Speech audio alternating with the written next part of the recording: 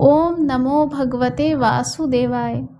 प्रिय भक्तों, भारतीय हिंदू संस्कृति में हर महीने की 11वीं तिथि को एकादशी का व्रत उपवास किया जाता है। यह तिथि अत्यंत पवित्र तिथि मानी गई है। प्रत्येक मास में 2 एकादशी तिथियां आती हैं, एक शुक्ल पक्ष और दूसरी कृष्ण पक्ष में। जो भक्त एकादशी का व्रत पूरे विधि विधान से करता है, उसकी समस्त मनोकामनाएं श्री हरि विष्णु शीघ्र ही पूरी करते हैं। ये भक्तों, आइए पौष मास की शुक्ल पक्ष की पुत्रदा एकादशी व्रत की कथा का हम श्रवण करें। प्रेम से बोलिए विष्णु भगवान की जय। महाराज युधिष्ठिर ने कहा, हे भगवान, आपने सफला एकादशी का महात्म्य बताकर बड़ी कृपा की। अब कृपा करके यह बतलाइए कि पौष शुक्ल एकादशी का क्या नाम है, उसकी विधि क्या है और उनमें कौन से देवता का पूजन किया जाता है। भक्त वत्सल भगवान श्री कृष्ण बोले, हे राजन, इस एकादशी का नाम पुत्रदा एकादशी है। इसमें श्री नारायण भगवान की पूजा की जाती है।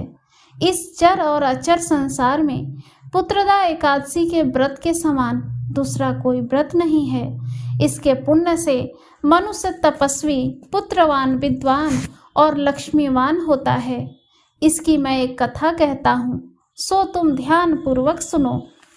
भद्रावती नामक नगरी में सुकेतुमान नाम का एक राजा राज्य करता था। उसके कोई पुत्र नहीं था। उसकी स्त्री का नाम सव्या था। वह निपुती होने के कारण सदैव चिंतित रहा करती थी। राजा के पितर भी रो रो कर पिंड लिया करते थे और सोचा करते थे कि इसके बाद हमको कौन पिंड देगा। राजा को भाई, बांधव, धन आदि, घोड़े, राज्य और मंत्री, इन सब में किसी से भी संतोष नहीं होता था। वह सदा यही विचार करते थे कि मेरे मरने के बाद मुझको कौन पिंडदान करेगा। बिना पुत्र के पितरों और देवताओं का ऋण मैं कैसे चुका सकूंगा। जिस घर में पुत्र ना हो, उस घर में सदैव अंधेरा ही रहता है। इसलिए पुत्र उत्पत्ति के लिए प्रयत्न करना चाहिए। जिस मनुष्य ने पुत्र का मुख देखा है, वह धन्य है।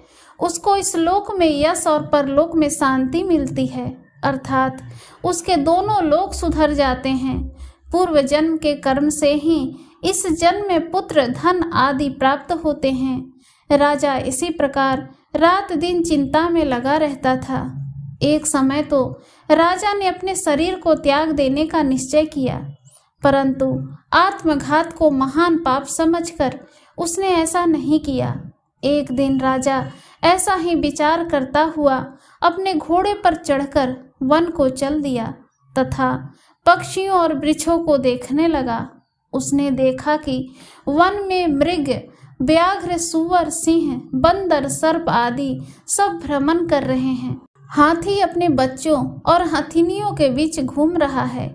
इस वन में कहीं तो गीदड़ अपने कर्कश स्वर में बोल रहे हैं, कहीं उल्लू ध्वनि कर रहे हैं। वन के दृश्यों को देखकर राजा सोच विचार में लग गया। इसी प्रकार आधा दिन बीत गया।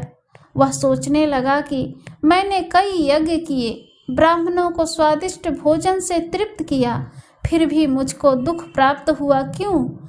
राजा प्यास के मारे अत्यंत दुखी हो गया और पानी की तलाश में इधर उधर फिरने लगा।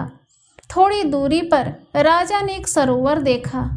उस सरोवर में कमल खिले थे तथा सारस, हंस, मगरमच्छ आदि विहार कर रहे थे। उस सरोवर के चारों तरफ मुनियों के आश्रम बने हुए थे। उसी समय राजा के दाहिने अंग फड़कने लगे। राजा शुभ शगुन समझकर घोड़े से उतरकर मुनियों को दंडवत प्रणाम करके बैठ गया। राजा को देखकर मुनियों ने कहा, हे राजन, हम तुमसे अत्यंत प्रसन्न हैं। तुम्हारी क्या इच्छा है सो कहो। राजा ने पूछा, महाराज आप कौन हैं और किस लिए यहाँ आए हैं, कृपा करके बतलाइए। मुनि कहने लगे कि हे राजन, आज संतान देने वाली पुत्रदा एकादशी है। हम लोग विश्वदेव हैं और इस सरोवर में स्नान करने के लिए आए हैं। यह सुनकर राजा कहने लगा कि महाराज, मेरे भी कोई संतान नहीं है। यदि आप मुझ पर प्रसन्न हैं तो एक पुत्र का वरदान दीजिए। मुनि बोले, हे राजन, आज पुत्रदा एकादशी है, आप अवश्य ही इसका व्रत करें। भगवान की कृपा से अवश्य ही आपके घर में पुत्र होगा। मुनि के वचनों को सुनकर राजा ने उसी दिन एकादशी का व्रत किया और द्वादशी को उसका पारण किया।